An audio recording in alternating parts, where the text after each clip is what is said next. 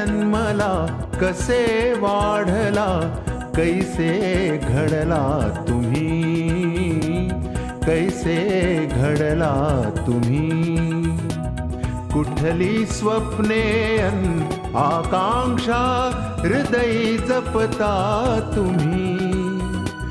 काय साधले काय हरपले, सारे जाणून घ्याया, सारे जाणून घ्याया. हा सृजन वेध, सृजन वेध, सृजन वेध, सृजन वेध, सृजन वेध, सृजन वेध, सृजन वेध, सृजन वेध, सृजन वेध.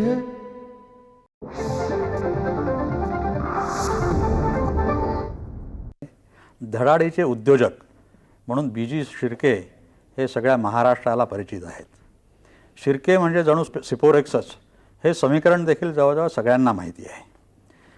या क्षेत्रामध्ये कमालीची झुंज देऊन अपार कष्ट करून त्यांनी एक नवीन तंत्र आणलं, नवीन मंत्र आणला आणि एक मोठ्या उद्योगाची उभारणी केली. पण एवढं करून शिर्के स्वस्थ बसले नाहीत.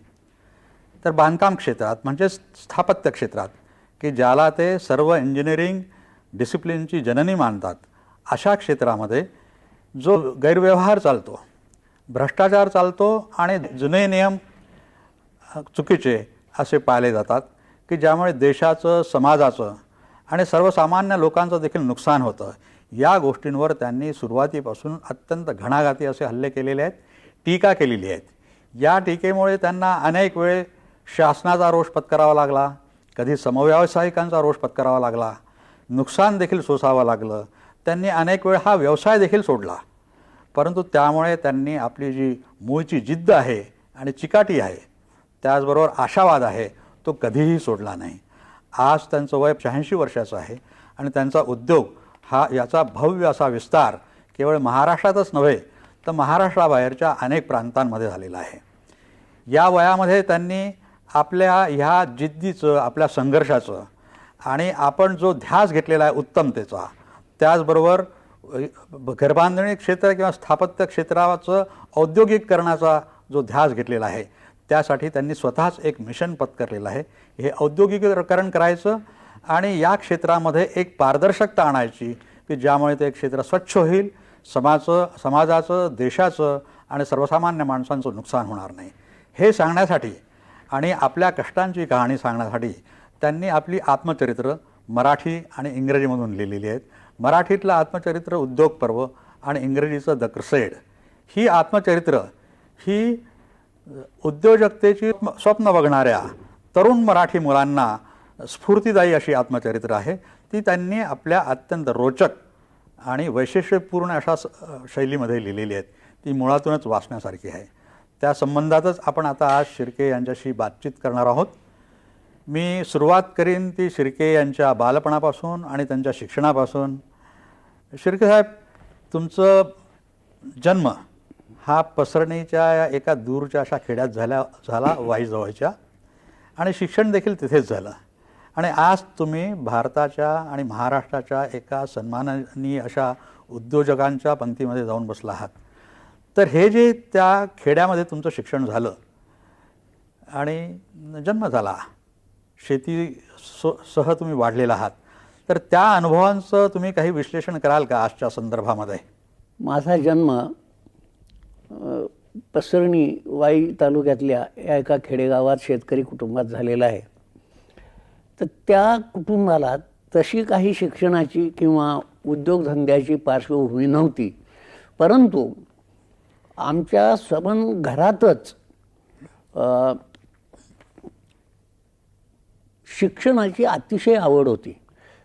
वास्तविक तिथली मराठी शाळा ही सुद्धा आमच्या घरातच होती.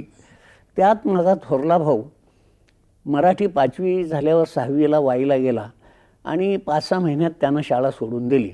म्हणून घरातल्या सगळ्या लोकांना मी सर्वात लहान असल्यामुळं याला तो शिकेल एवढं शिक्षण द्यायचं आणि त्याच्यासाठी एक त्यांनी मुख्य काळजी घेतली.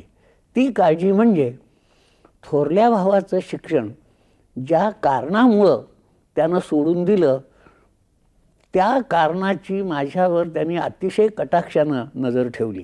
ते म्हणजे मला त्याचा ज्या खेडेगावातल्या मुलांनी मिळून मिसळून द्यायचं नाही किंवा जत्रेनं वगैरे जाऊन द्यायचं नाही किंवा त्या खेडेगावातला विशेष करमणुकीचा व्यवसाय म्हणजे शाळा, तालीम, खेळणं हे काही होऊन द्यायचं नाही.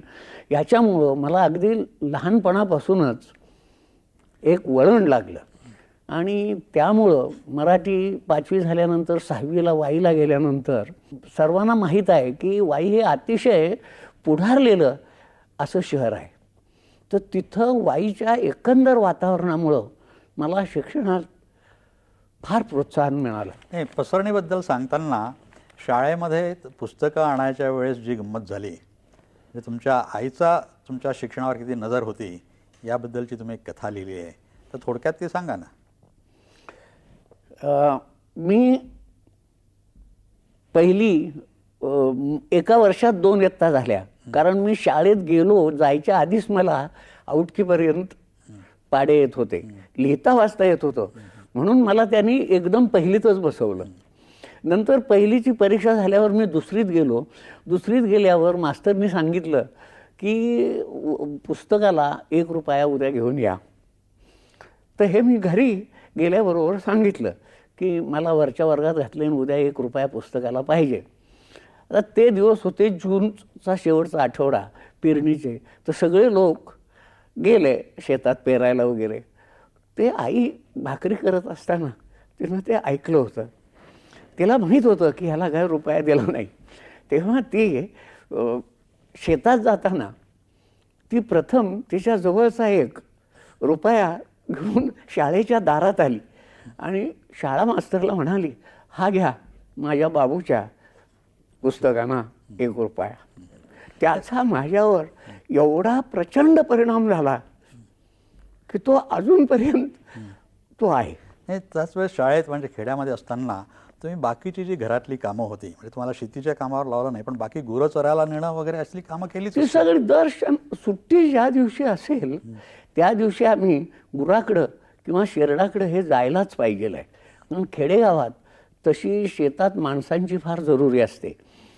तेव्हा दर शनिवारी किंवा रविवारी सुट्टी असेल किंवा दिवाळीची सुट्टी किंवा उन्हाळ्याची सुट्टी, ह्या सगळ्या सुट्ट्यात आम्ही घरातली तर सगळीच कामं करायचो.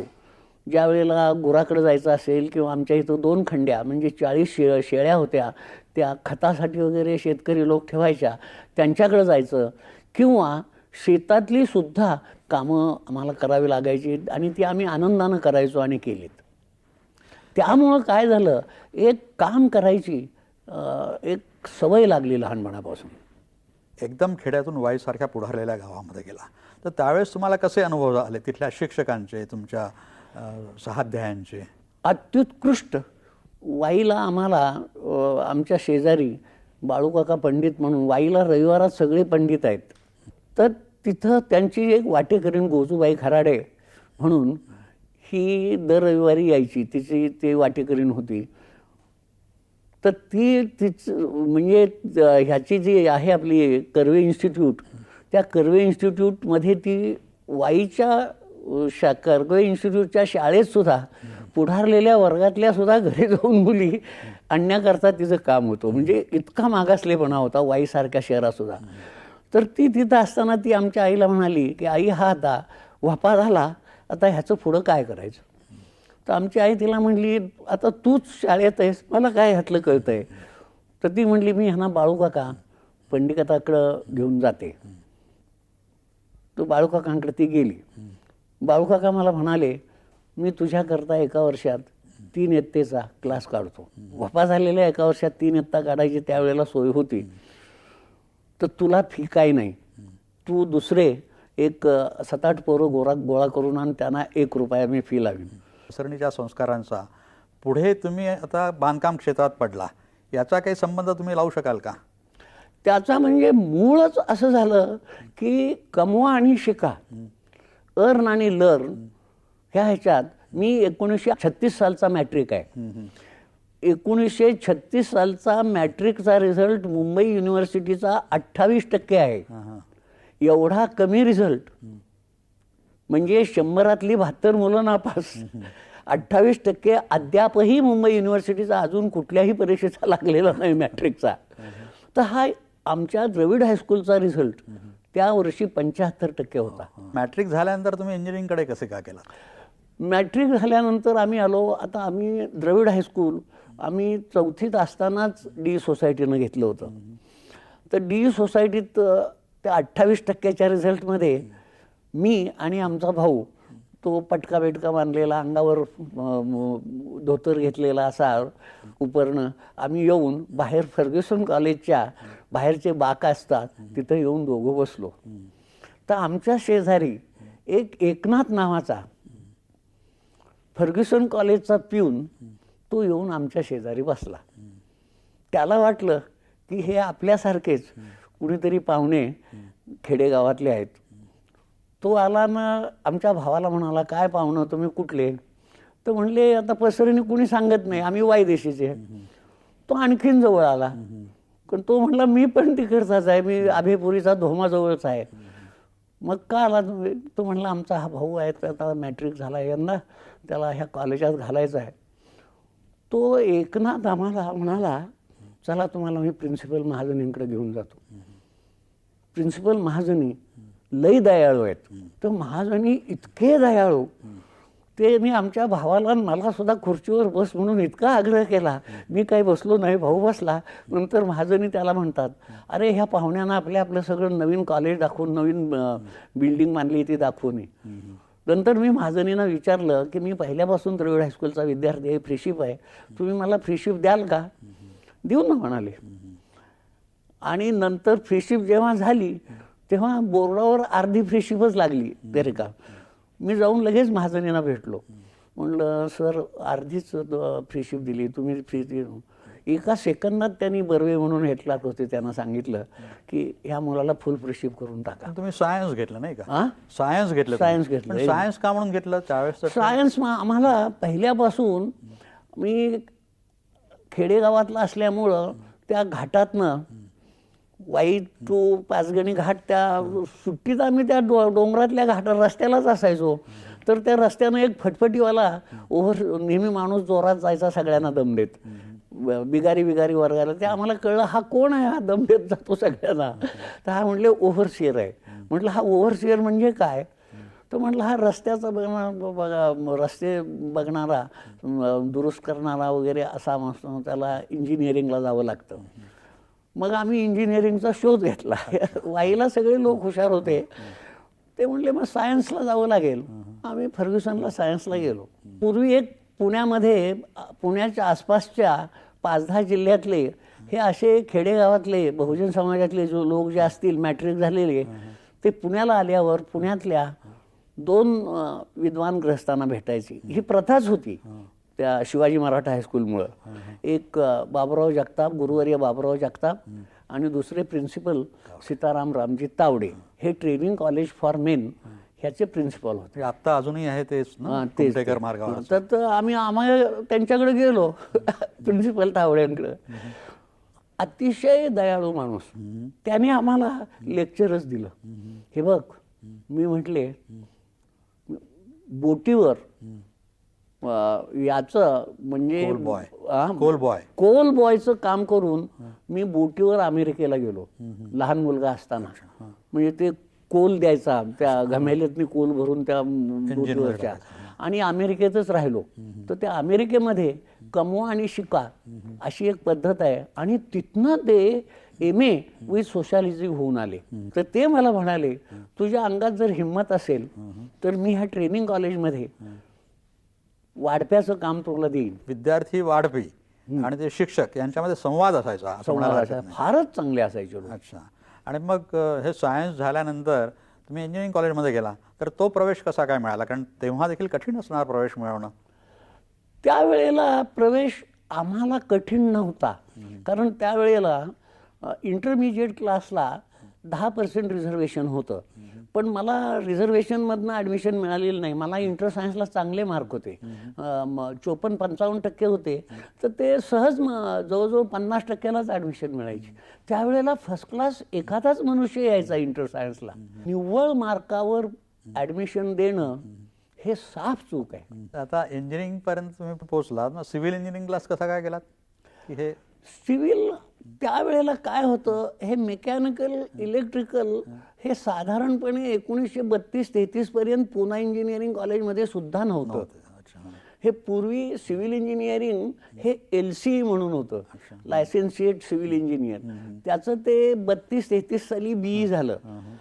आणखीन आमचं आज सुद्धा ठाम मत असं आहे की अतिशय हुशार मुलांनी सिव्हिल इंजिनिअरिंगलाच जावं. का म्हणून पण that is the mother discipline. कारण सिव्हिल इंजिनिअरिंगमध्ये आज आपल्या देशाचं जे एकंदर 24 लक्ष कोटी उत्पन्न आहे, तर नुकतंच नाणेनिधी इंटरनॅशनल मॉनिटरी फंडनं मागच्याच पंधरवड्यात रिपोर्ट आला आहे. आज म्हणजे 24 लक्ष कोटी उत्पन्न आहे. ते काही फार आहे अशातला भाग नाही. म्हणजे पूर्वी फार कमी होतं, त्या मानानं आता पुष्कळ झालंय. 24 लक्ष कोटी यातलं 55% सिव्हिल इंजिनिअरिंगमध्ये आज खर्च होतोय.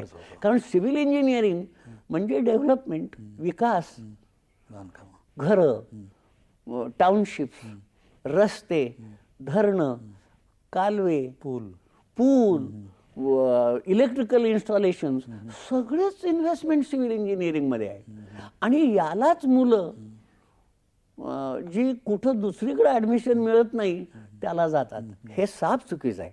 सिव्हिल इंजिनिअरिंगमध्ये आज कुठल्याही देशाचं, आपल्याच काय, कुठल्याही फॉरेन वेस्टर्न किंवा पाश्चिमात्य पौर्वात्य सर्व देशामधला जास्तीत जास्त देशाचा GNP ग्रॉस नॅशनल प्रॉडक्ट उत्पन्न जे आहे हे सिव्हिल इंजिनिअरिंगमध्येच खर्च होत आहे. आता इंजिनिअरिंगला असताना, शिक्षणाला असताना तुम्हाला खर्च वगैरे येत असणार, तर काही स्कॉलरशिप्स वगैरे मिळाल्या होत्या ना काही?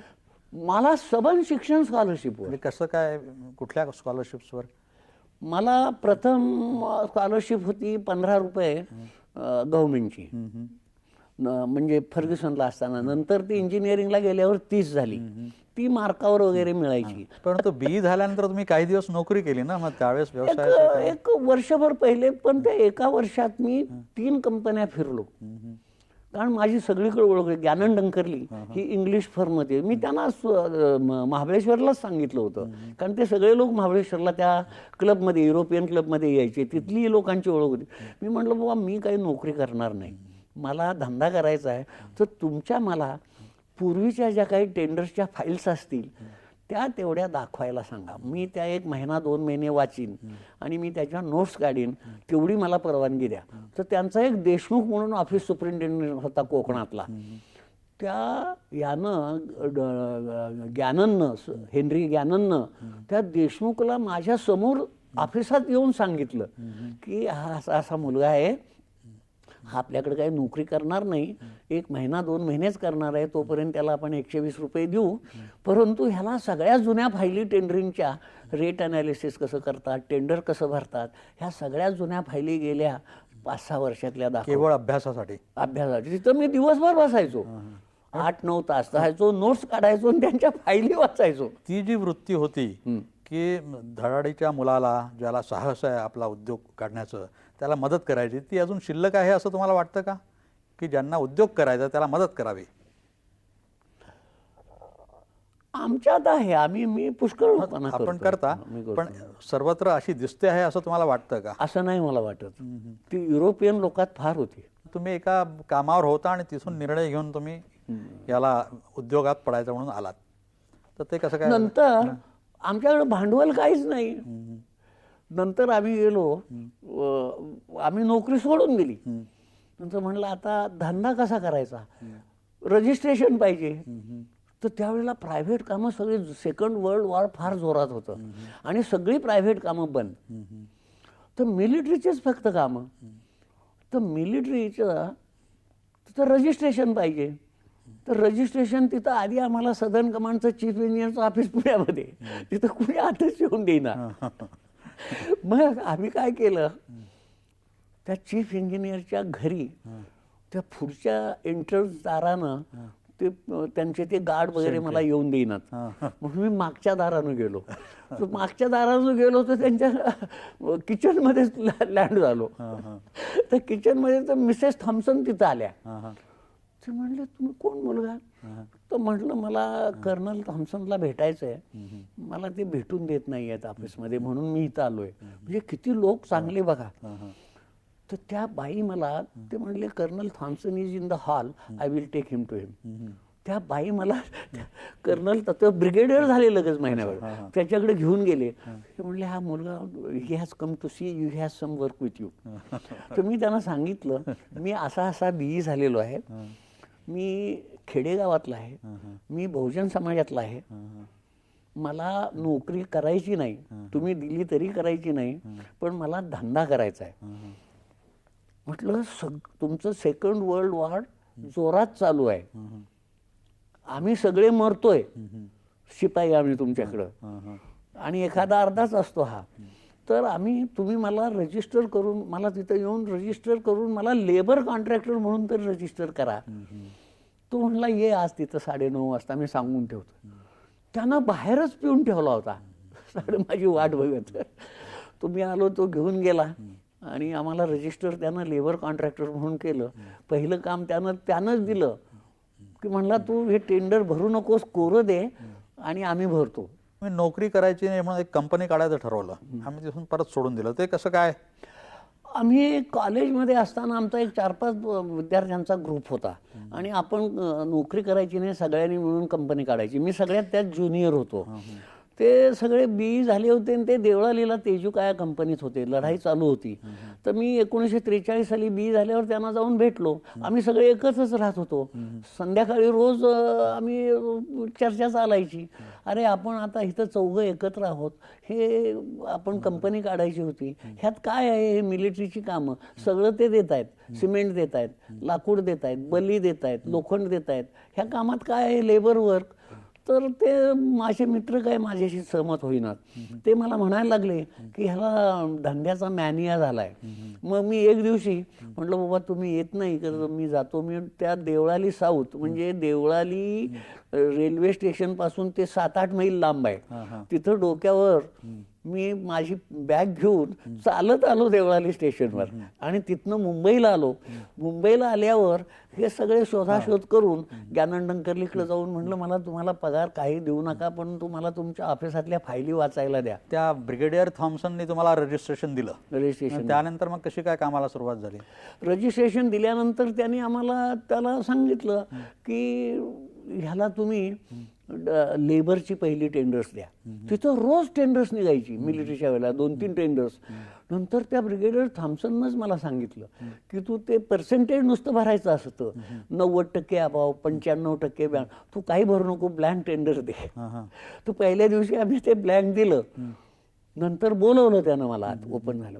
ते म्हटलं टेंडर्स फार खाली गेलीत, 90च्या खाली गेलीत, मी तुला काय ॲडवाईस करत नाही, 88-89 भर म्हणून, तो उद्या बघू. मग ते आम्ही त्याच्यानंतर त्यांच्या आलं होतं त्याच्यापेक्षा जास्त भरून त्याला दिलं. नंतर दुसऱ्या दिवशी जे आलं ते तसंच केलं त्यानं, ब्लँक ठेवून मला बोल एवढं लोएस्ट आलंय, तुला ह्याच्यापेक्षा खाली भरायचं आहे का? हो म्हणलं मला भरायचं. 94 आलंय ना, मी 92 भरतो.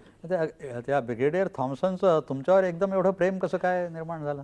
ते काय, त्याला मी घरी जाऊन भेटलो आणि त्याला ही आर्ग्यू केलं की तुम्ही मला की हे आताही येऊन देत नाही, आता लढाई तुमची चालली, मी आहे खेडेगाव बहुजन समाजातला, मी ग्रॅज्युएट आहे, तर मी धंदा केला तर बिघडलं काय तुमचं? ते तुम्हाला नोकरी घ्या म्हणत होते ना? नोकरी म्हटलं मी नोकरी करणार नाही म्हणलं तुमची, तर तुम्ही मला लेबर कॉन्ट्रॅक्टर म्हणून तरी रजिस्टर करा. त्यानं केलं आणि लेबर कॉन्ट्रॅक्टर एक पहिलं काम दिलं.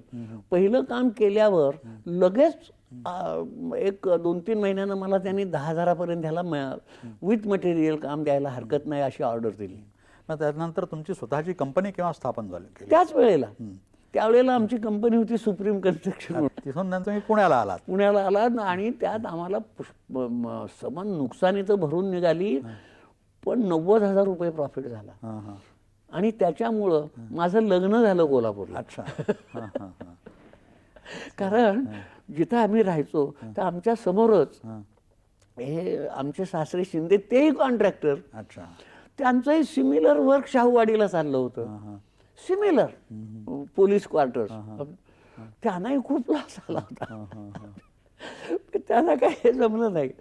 आणि मग तिथं याच्यामुळं I got a very good partner from Kolhapur. She knew quiet a lot about engineering. She help me a lot.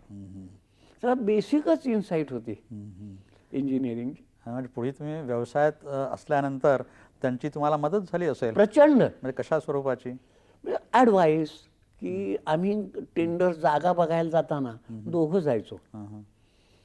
नंतर ती गाडीतनं उतरायची नाही, पण बाजूला आजूबाजूला एक अर्धा तास आम्ही फिरवलं, सगळं निरीक्षण करून मला सांगायची की हे काम असं असं होईल, घ्या घेऊ नका. नंतर काम समजा घेतलं सुरू केलं, तसंच व्हायचं. रोज संध्याकाळी आम्ही दुपारनं माझ्याबरोबर संध्याकाळी आल्यावर गाडीत बसायची आणि सांगायची की ते असं असं तिकडं बरोबर नाही चाललेलं, त्या बाजूला ते लोक बरोबर काम करत नाही आहेत, ते काम तर वेस्ट फार करतायत मटेरियल. म्हणजे एक दृष्टी होती, दृष्टी होती. ते येतच होतं सिव्हिल इंजिनिअरिंगचं जवळ. आणि त्याचं आर्टिस्टच होते ना, ड्रॉइंग वगैरे सगळं येत होतं. आपण पुण्यामध्ये व्यवसाय सुरू केला, मोठी मोठी कामं घ्यायला सुरुवात केली, पण नंतर तुम्ही सिपोरेक्सचं नवीन तंत्र तुम्ही आत्मसात केलं. तर हे तुम्हाला कोणी सुचवलं आणि तुम्ही हे कसं आणलं याच्याबद्दल तुम्ही काही सांगू शकाल का? त्याचं असं झालं, मी आपणाला आत्तापर्यंत सांगितलं की मी कुठलीही व्यावसायिक किंवा पार्श्वभूमी नसताना किंवा आर्थिक पाठबळ नसतानाही व्यवसाय सुरू केला. तेव्हा मला मुळातच सरकारी खात्याशिवाय व्यवसाय मिळणं शक्यच नाही, ही अशी परिस्थिती होती. तेव्हा मी सरकारी खात्याचीच फक्त लहान लहान 10-15 हजाराच्या कामापासून सुरुवात केली. तर त्याच्यात मला असं शेवटी कळून आलं की हे जे सरकारी कामाची टेंडर नोटीस आणि कॉन्ट्रॅक्ट पद्धत आणि त्यातली गुणवत्ता ठरवण्याची जी ही पद्धत आहे, ही कालबाह्य झालेली आहे. कारण ही ब्रिटिशांनी 200 वर्षापूर्वी त्यांच्या मामूली कामाकरता ठरवलेली ही पद्धत आहे. तर ह्यामुळं कुठलीच कामं नीट होणं शक्य नाही. म्हणजे कशा तऱ्हेची कुठलं म्हणजे the work must be to the entire satisfaction of the site supervising staff. म्हणजे सब्जेक्टिव्ह आलं ते, व्यक्तिनिष्ठ.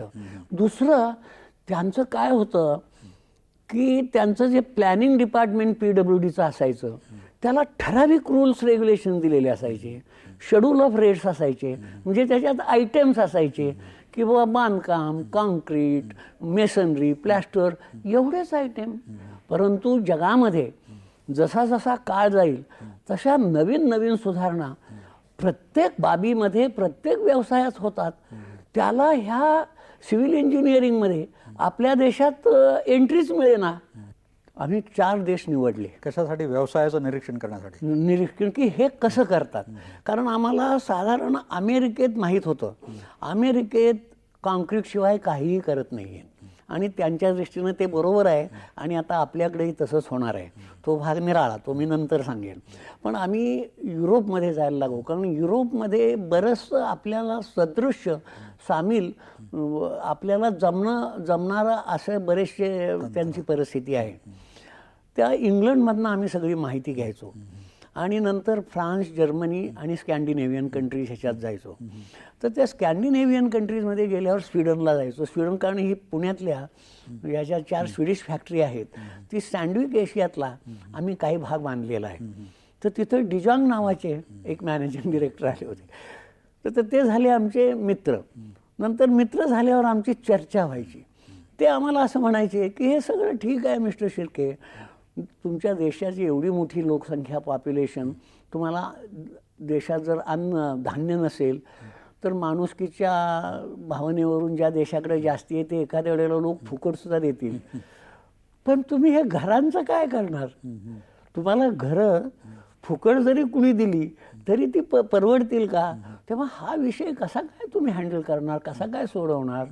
मग आम्ही त्यांना म्हणायचो, डिजॉंग साहेब आमचंही मत तसंच आहे, पण काय करावं? मग ते म्हणाले, मी तुला स्वीडनला घेऊन जातो. ते मला स्वीडनला घेऊन गेले.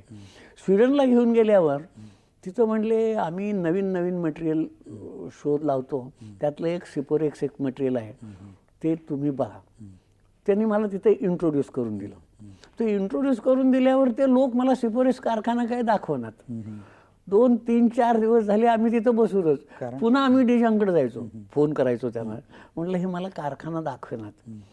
तर म्हणले कामं. तर डिजांग चिडले. तर त्यांचे डिजांगचे वडील त्या सिपोरेक्स मधल्या एका सिपोरेक्स फॅक्टरीच्या एका बेटावर फार मोठी सिपोरेक्सची सिमेंट प्लांट आहे. Siporex is owned by that company. तर त्याचे होते मॅनेजिंग डिरेक्टर, तेही तिथं होते. ते म्हणले तुम्ही ह्यांना का दाखवत नाही. तर हे सिपोरेक्सचे लोक म्हणायचे हे असेच इंडियातले लोक येतात, आत्तापर्यंत 2-4 आले, बघून गेले, काही करत नाहीत, काही नाही, तर आमचा मात्र वेळ जातो. ते लोक 5 मिनिटं सुद्धा वेळ घालवायला तयार नसतात. मग ते म्हणले अरे हा माणूस तसा नाही आहे, तसं बा तुम्ही देऊ.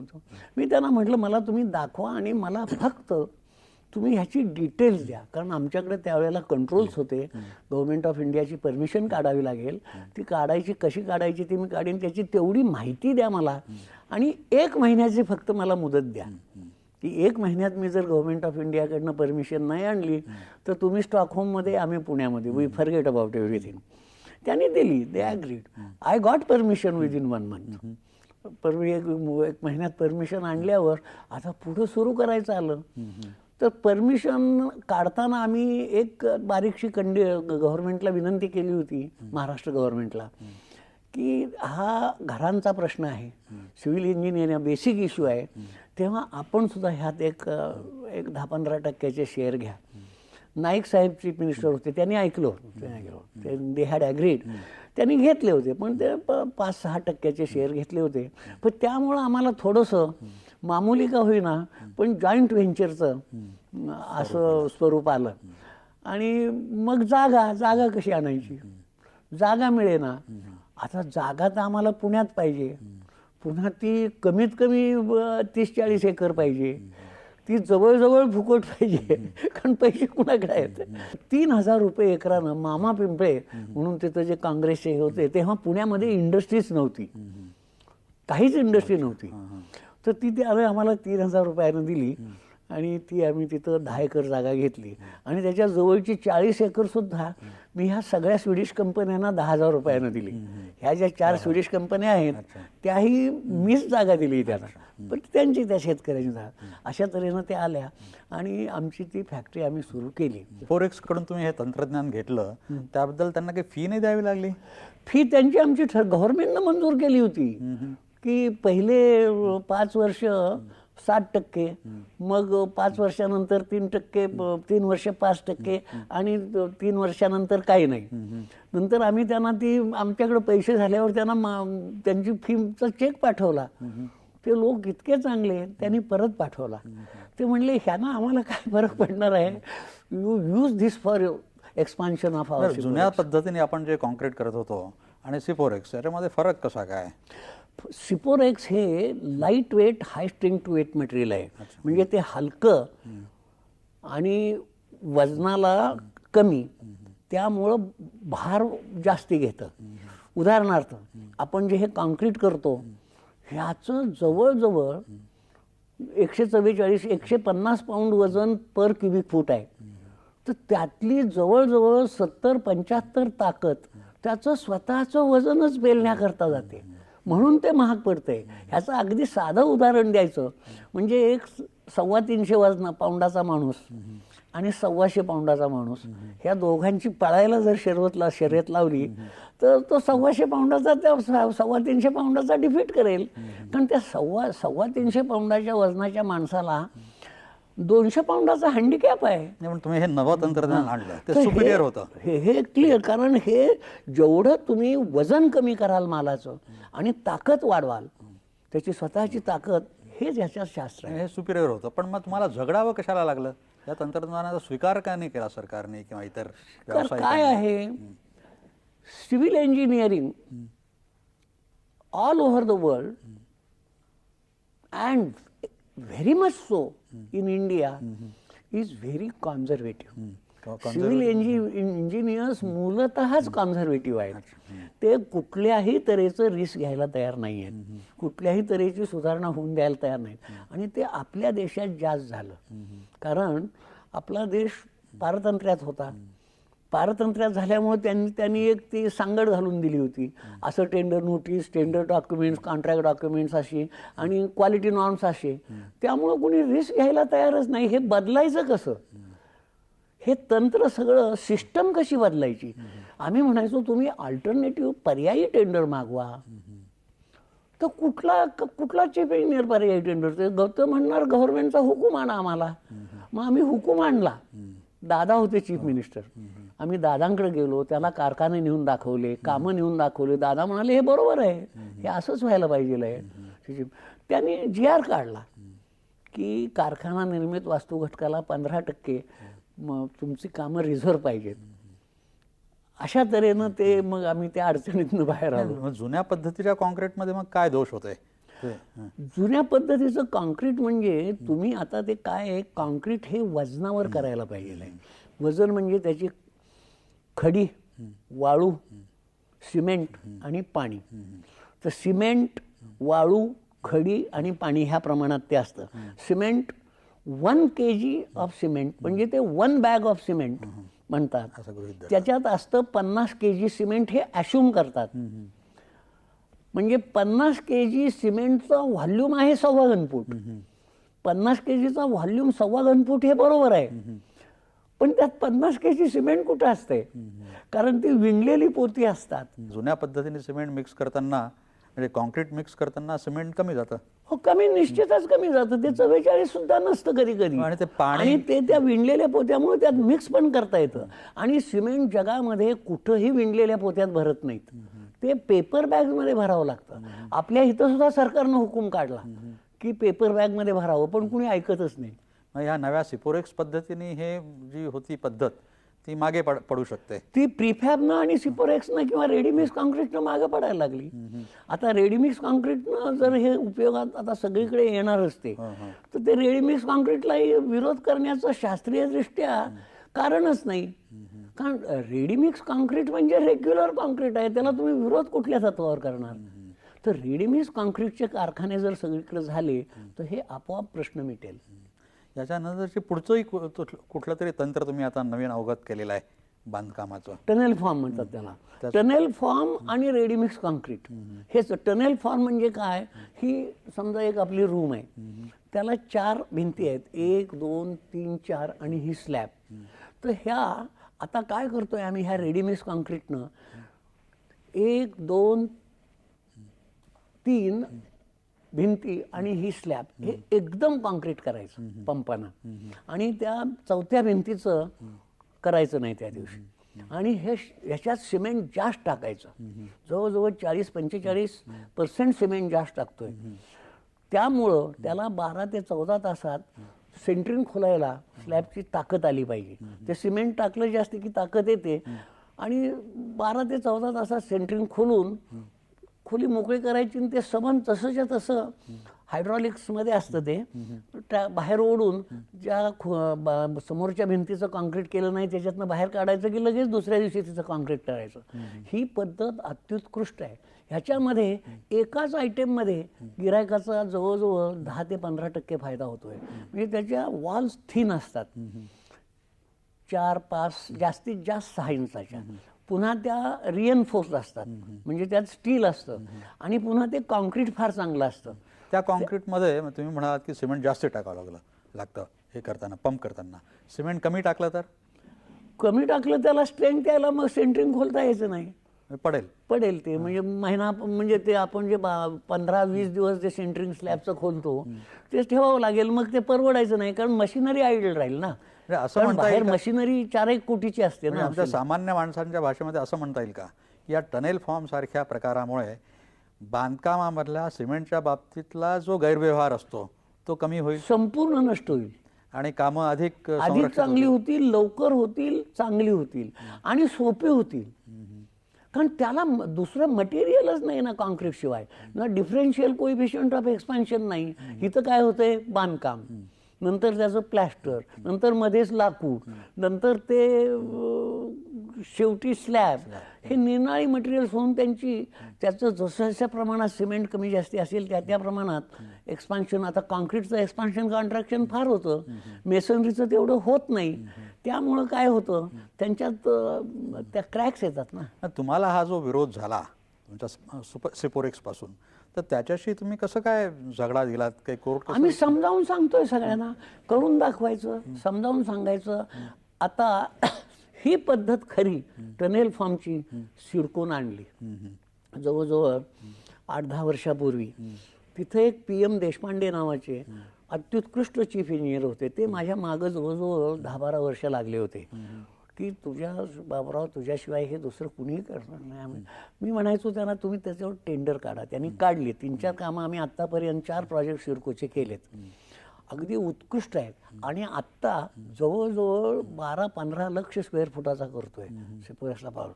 तर ते इतकं लोकांना आवडतंय की ते कंडिशन घालतायत हल्ली सिडकोमध्ये. तुम्ही जे म्हणता इंडस्ट्रियलायझेशन ऑफ बिल्डिंग इंडस्ट्री, हे तुमचं मिशन आहे असं तुम्ही म्हणता ना, तर ते जरा थोडक्यामध्ये सांगा ना. अगदी इंडस्ट्रियलायझेशन थोडक्यात म्हणजे असं की आपण जसं आता इंजिन करतो, शंतनराव आम्हाला सांगायचे की बाबा आम्हाला एवढ्या ताकदीचं इंजिन पाहिजे, एवढं HP झालं पाहिजे, तर आम्ही त्याला हे अशा तऱ्हेचं एवढं त्याचे RPM असं बेअरिंग करतो, डिझाईन करून घातलं. तशा तुम्ही बिल्डिंग का करत नाही? खरं म्हणजे सारखा त्यांचा आम्हाला हा सल्ला असायचा. तर त्याप्रमाणे हे इंडस्ट्रियलायझेशन ऑफ सिव्हिल इंजिनिअरिंग ह्या रेडीमिक्स कॉन्क्रीटनं आपोआपच होली. ते झाल्यातच जमा आहे. कारण ते कॉन्क्रीटचा तुम्हाला हे काढावं लागेल, कॉन्क्रीट प्लांट काढावं लागेल, दॅट इज इंडस्ट्री. आणि एका आयटेममध्ये सगळं वाटेल ती बांधकामं होत आहेत, घरं होत आहेत, कारखाने होत आहेत, रस्ते होत आहेत, धरणं होत आहेत, पूल होत आहेत. जगभर हीच पद्धती अवलंबली. आता युरोप अमेरिकेमध्ये सगळीकडे सुरू झालं. आणि मुख्य म्हणजे कसबी लेबर लागत नाहीये. पण म्हणजे मग एम्प्लॉयमेंट कमी होईल? नाही, वाढेल. म्हणजे कशा अर्थाने? एम्प्लॉयमेंट कुणाला पाहिजे आहे? बिनकसबी कामगारांना आणि ज्यांना कसब नाही अशा कामगारांना एम्प्लॉयमेंट पाहिजे आहे. कसबी गौंडी सुताराला एम्प्लॉयमेंटची कुठं जरूर आहे? म्हणजे आपल्या सर्वसामान्य लोकांची घरं, म्हणजे आमच्या समजा कोऑपरेटिव्ह सोसायटीज किंवा चाळी किंवा छोट्या छोट्या लोकांचे बंगले, घरं, बैठी घरं, ही या टनेल फॉर्मनी वगैरे होऊ शकतात. सगळ्या कुणाची घरं होतात. महाग होतील, महाग पडतील ती? नाही, महाग नाही पडणार. महाग म्हणजे सुरुवातीला ते वाटतंय तसं महाग पडतील, पण ह्याचा प्रचार झाला. एकदा कॉन्क्रीट रेडीमिक्स कॉन्क्रीटचे कारखाने सुरू झाले, त्यांची इन्व्हेस्टमेंट निम्मी अर्धी भरून निघाली की अतिशय स्वस्त होईल, ते फार स्वस्त होईल. आणि सुदैवानं काय आहे, आपल्याकडं हिंदुस्थानामध्ये परिस्थिती ह्या विषयाला फार चांगली आहे. हवा पाणी चांगलं आहे, जवळजवळ आपल्याला 11-12 महिने काम करता येतंय. अशी परिस्थिती युरोप अमेरिकेमध्ये आहे का?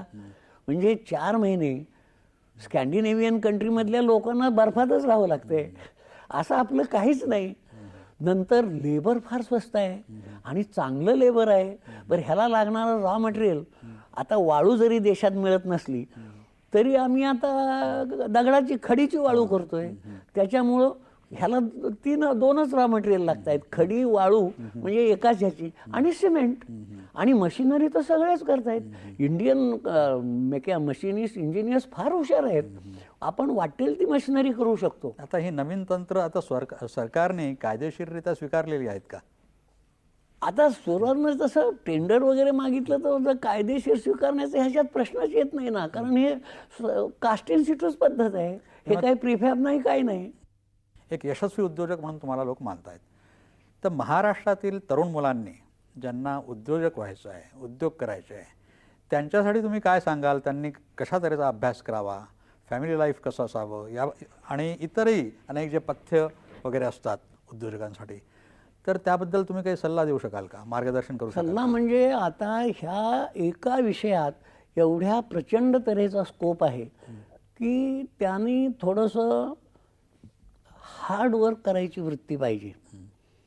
प्रामाणिकपणा अगदी अत्युत्कृष्ट लेव्हलचा तऱ्हेचा पाहिजे. उद्योजकतेमध्ये प्रामाणिकता हवी असं तुमचं मत आहे? नंतर आता ह्या टनेल फॉर्म वगैरे ह्या बॅचिंग प्लांटला भांडवलाचा तसा प्रश्न काही फारसा येणार नाही, कारण खेडेगावातल्या ह्यांना साधारण जमिनीचा प्रश्न काही येणार नाही, त्यांच्याकडे जागा वगैरे असते.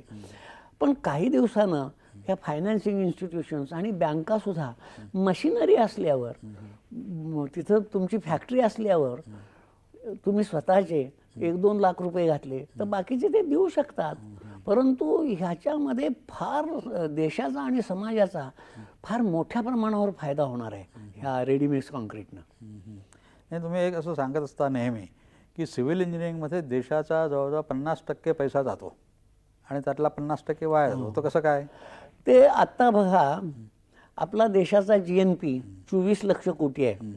म्हणजे ह्यातला जवळजवळ 51-55% सिव्हिल इंजिनिअरिंगमध्ये आहे. आता ही तर गोष्ट डॉक्टर राजा चलियाचा रिपोर्ट आहे.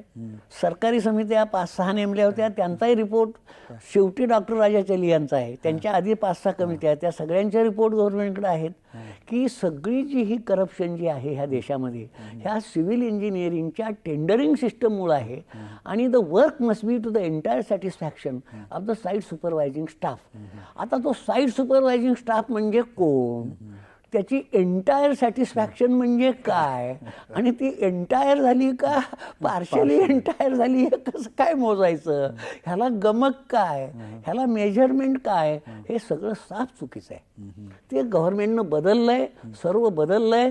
फक्त प्रॉब्लेम जो आलाय तो अंमलबजावणीचा आहे. त्याच्यावर 14 केसेसही झाल्या, 14 केसेसचे निकालही लागलेले आहेत, ते सरकारच्या आमच्या बाजूचे आहेत, पण अंमलबजावणी होत नाहीये. आता अंमलबजावणीला वेळ लागतो लोक म्हणतात, पण मग आता होईल हळूहळू. परत ह्याच विषयावर येऊ. आपल्या तरुण उद्योजकांना तुम्ही काय सांगाल? तुम्ही म्हणाल की हार्डवर्क पाहिजे, पण आपल्या महाराष्ट्रामध्ये साधारणतः 10 ते 5 नोकरी ही एक संस्कृती झालेली आहे, तीच लोकांना आवडते. व्यवसायात मुलगा पडायला लागला की त्याला कोणी मुली देत नाहीत. नाही, ते चुकीचं आहे. ह्या 10 ते 5 ह्या जे नोकरीला लोक जातात, ती नोकरी समजा गव्हर्नमेंटची एक नोकरी किंवा प्रायव्हेट, तिथं तरी काम करतातच ना. मग ते 10 ते तुम्ही 4 करा इकडं. व्यवसायात तुम्ही जास्ती चांगलं स्वतःचा अभ्युदय करू शकाल, समाजाचा अभ्युदय करू शकाल, देशाचा तुम्ही अभ्युदय करू शकाल. कारण म्हणजे सगळे महाराष्ट्रीयन लोक हे जे सगळ्यांच्या जाऊन नोकऱ्या करतात ते त्यांचे धंदे हेच चालवतात ना. मग तुम्ही आता हा किती सिंपल सोपा धंदा आहे. तुम्ही सामाजिक याच्यामध्ये सेवेमध्ये अशी काही कामं केली आहेत का? म्हणजे शाळा, कॉलेजेस? आता तशा आम्ही अनेक शाळांना मदतही केली, हे केलंय, परंतु आम्ही स्वतःच मुळी 1 कोटी रुपयाचा स्वतःचे, माझे 50 लाख आणि माझ्या पत्नीचे 50 लाख जेव्हा ती वारली तेव्हा जे होते ते सगळं आम्ही जवळजवळ एकही पैसा जवळ ठेवला नाही वारल्यावर. आणि 1 कोटी रुपये घालून एक एज्युकेशनल ट्रस्ट काढला. काय नाव आहे ट्रस्टचं? विजया देवी एज्युकेशनल ट्रस्ट.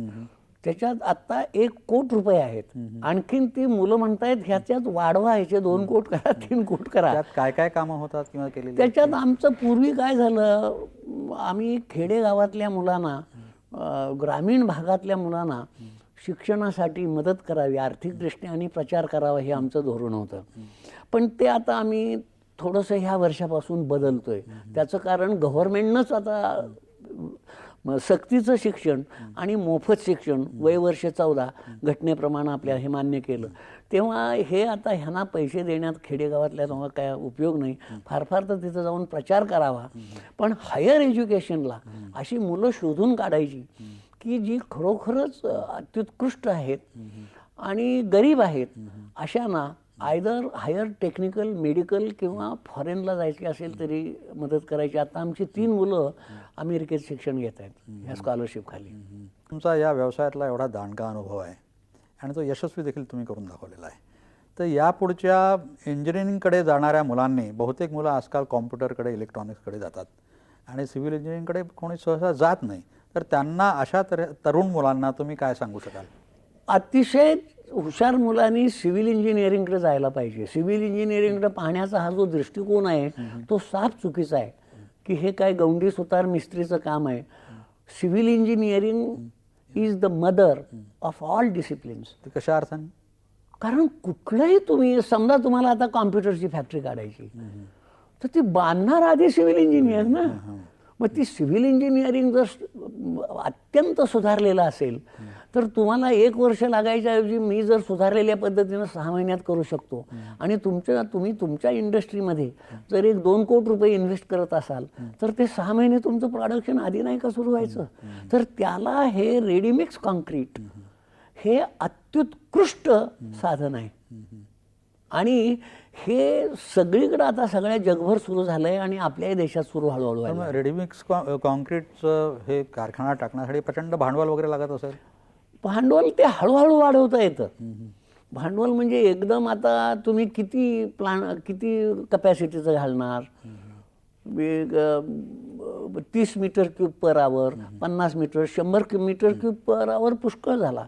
तर 100 मीटर क्यूब पर आवरच्या ह्याला 70-80 लाख रुपये लागतील. नाही, तुम्ही मघा म्हणाला होतात की रेडीमिक्स कॉन्क्रीटचे जर आपण प्लांट्स टाकले तर अनेकांना एम्प्लॉयमेंट मिळेल आणि ते तालुक्याच्या ठिकाणी देखील टाकू शकतात. तर हे कसं काय शक्य आहे 80-90 लाख रुपये हे करून?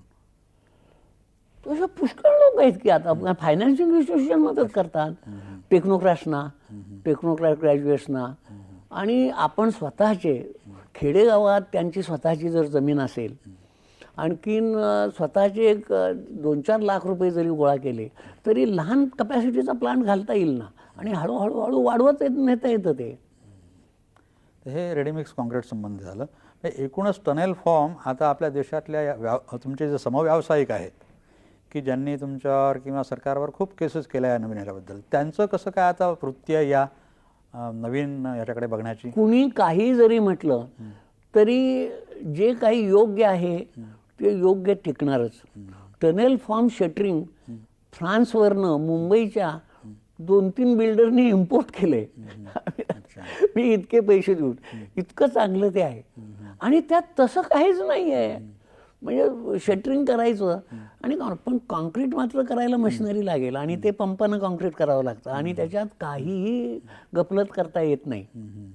तुमच्या व्यवसायामध्ये तुम्ही असं म्हटलेलं आहे की तुमच्या एका छत्राखाली घरबांधणी व्यवसायातल्या सर्व सुविधा तुम्ही पुरवतात आणि तशा तऱ्हेचा हा एकमेव कारखाना आहे. तर हे म्हणजे कुठल्या आता दुसऱ्या सुविधा म्हणजे दारं, खिडक्या आणि त्यांची शटर्स. आम्ही गेले 55-58 वर्ष मी सांगतोय की लाकडाला सिव्हिल इंजिनिअरिंगमध्ये बंदी घालायला पाहिजे. कारण त्यावेळेला आम्ही म्हणजे बलीज, फळ्या, सेंटरिंग, शटरिंग, दारं, खिडक्या ह्याला जवळजवळ 30 ते 33% फॉरेस्ट तोडत होतो. आता लाकूड मिळतच नाही. आता लाकूड तुमच्या कारखान्यामध्ये तुम्ही काय काय बनवता? आम्ही सगळं बनवतो. आम्ही स्टीलची फ्रेम्स, दारं खिडक्यांची लाकडासारखी दिसणारे. तसं इंडियन्स हे फार फॅस्टिडियस आहेत. म्हणजे आम्हाला सगळं उत्तम तर पाहिजे, लाकडासारखं दिसायला तर पाहिजे, पण जवळजवळ कमी किमतीत किंवा फुकट पाहिजे आहे. आणि हा जो व्यवसायच आहे, बांधकाम व्यवसाय, त्याचं ह्या देशातलं भवितव्य काय आहे असं तुम्हाला वाटेल? अत्युत्कृष्ट. कारण युरोप अमेरिकेत बांधकामं कमी होत चालले. त्याचं कारण आहे युरोप अमेरिकेमध्ये पॉप्युलेशन ग्रोथ मायनस आहे. मग त्यांना घरांची जरूरच नाही. म्हणजे बाकीचे ह्याला कारखाने वगैरे, रस्ते किंवा याला तेवढी घरं लागतील म्हणजे ते बरोबर आहे. पण इंडियामध्ये आज किती 2 कोटी घरांची जरूर आहे. ही कशी काय आपण बांधणार? आपली लोकसंख्या आज 100-105 कोटी आहे. तर ह्यातली ही 2 कोटी लोकांना घरं कशी बांधणार, केव्हा बांधणार, कशानं बांधणार? ह्याला हा एक अंतिम उपाय आहे. रेडीमिक्स कॉन्क्रीट आणि टनेल फॉर्म शटरिंग. ह्यानं काम वाईट व्हायचं नाही, वेळेवर होईल, फायदेशीर होईल. याला सरकारनं आणि सरकारी खात्यांनी, PWDनं, त्यांच्या हाऊसिंग बोर्डानी, त्यांच्या तत्सम सर्व बोर्डांनी, त्याच्या संस्था अनेक, आता महाराष्ट्रामध्ये 10 संस्था आहेत की ज्यांचा सिव्हिल इंजिनिअरिंगची फार मोठी कामं असतात. म्हाडा, सिडको, MIDC, MSEB, किती कामं.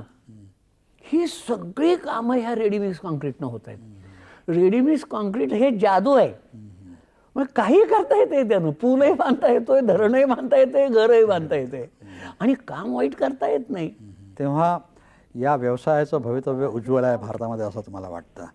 देशातल्या सर्व इंजिनिअरिंग व्यवसायाची जननी असलेल्या स्थापत्यशास्त्राचा व्यवसाय देखील भारतामध्ये असाच वाढो, शिर्के यांचा उद्योग देखील वाढो आणि त्यांच्यावर पावलावर पाऊल टाकून स्फूर्ती घेऊन मराठी तरुणांनी देखील उद्योगात पडावं अशी इच्छा व्यक्त करून मी हा कार्यक्रम इथे संपवतो. धन्यवाद.